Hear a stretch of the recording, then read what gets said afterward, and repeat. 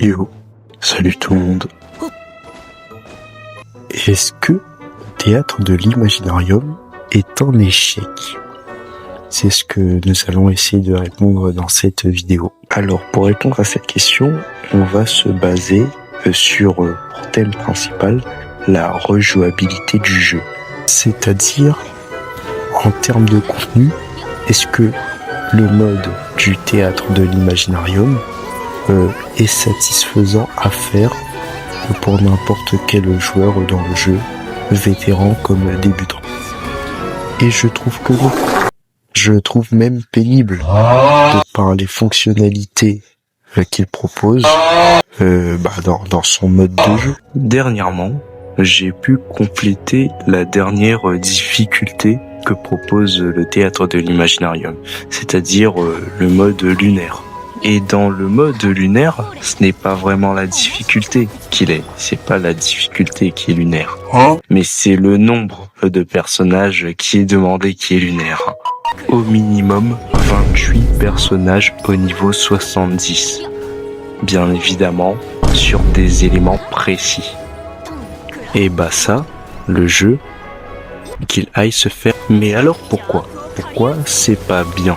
Eh bien parce que ça crée un contresens. On est amené à améliorer des personnages pour pouvoir effectuer la dernière difficulté du théâtre de l'Imaginarium. C'est-à-dire des personnages qui ne sont pas forcément dans le train actuel du jeu. Pour ainsi dire, des personnages qui sont déjà dépassés, qui ne sont plus du tout forts, ou même inutiles. Donc, à moins qu'ils trouvent un moyen, genre des buffs comme ceux des Exenzirkel, pour rehausser ces anciens personnages, eh bien le mode sera contre-productif. Et un tel investissement, c'est-à-dire améliorer plusieurs personnages, est contre-productif parce que normalement, vous l'avez ressenti, l'évolution dans Genshin Impact emprunte plus sur du contenu où vous n'avez pas besoin de 80 personnages. Et cela se voit par tout simplement les autres endgames, par exemple les Abyss, qui étaient là depuis la nuit des temps, qui demandent 2 teams, et enfin l'assaut mortel, je veux dire le carnage octonien, voilà, qui demande 3 teams, 3 équipes. À côté, on a le théâtre de l'Imaginarium qui, dans le mode lunaire, demande dans ses 12 performances, donc 12 teams. Et 12 teams qui ne sont même pas avérés, c'est-à-dire vous allez mettre du Dendro et du Géo ensemble. Et je pense que ce qui aiderait vachement tous les joueurs, débutants comme vétérans, par exemple, dans le cas d'un vétéran qui aurait laissé un personnage à l'abandon dans son grenier, eh bien, ça serait de mettre un alternative à partir du moment où on a le personnage. C'est-à-dire, comme on peut choisir pour les personnages caméo dans le théâtre, qui est un minimum amélioré par le jeu. Déjà, rien qu'avec ça, le mode devient infiniment plus accessible. Car maintenant, vous n'aurez plus qu'à avoir le personnage qui sont dans les critères, c'est-à-dire dans l'élément demandé pour pouvoir le jouer.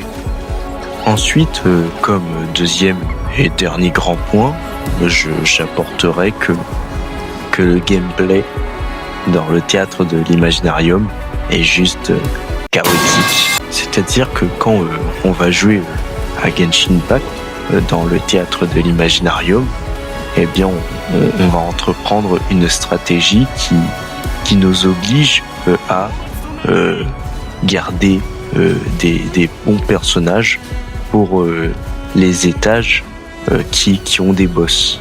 Et du coup, pour les autres étages, enfin je dis étages puisque je suis habitué aux abysses, et encore dans les abysses je crois c'est des salles, mais vas-y tranquille, eh bien ce sera la poubelle. On va mettre les personnages qu'on n'a pas besoin pour la suite. Et du coup dans ces étages là, ça nous crée des teams abominables à jouer, hein, qui n'ont aucune logique.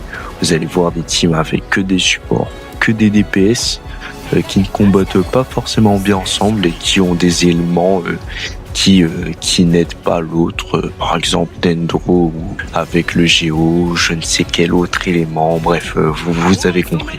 Et en plus, dans ces teams qui n'ont pas une si bonne synergie que ça, eh bien, il y aura forcément des personnages dedans qui seront totalement inutiles et qui pourraient très bien l'être dans des teams après avoir obtenu quelques personnages durant la présentation. C'est pour ça que je pense que si le théâtre nous permettait de jouer sans avoir obligatoirement une team de 4 personnages, eh bien ça aiderait bien le problème, puisque comme je l'ai dit plus tôt, c'est pas vraiment la difficulté qui est lunaire, mais plutôt le nombre de personnages.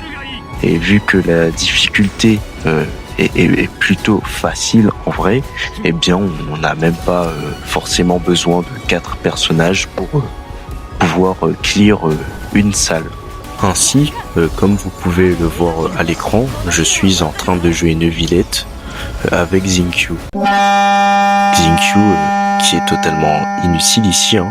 Pourquoi ? Parce que il faut faire des attaques normales pour déclencher ses aiguilles d'eau, et une Villette il fait des attaques chargées. Voilà. Ainsi la vidéo se termine.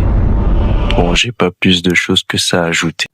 Il y en a sûrement des choses à ajouter, mais voilà, d'un point de vue personnel, eh bien c'est surtout ces 2 aspects qui est le plus dérangeant dans le théâtre de l'Imaginarium.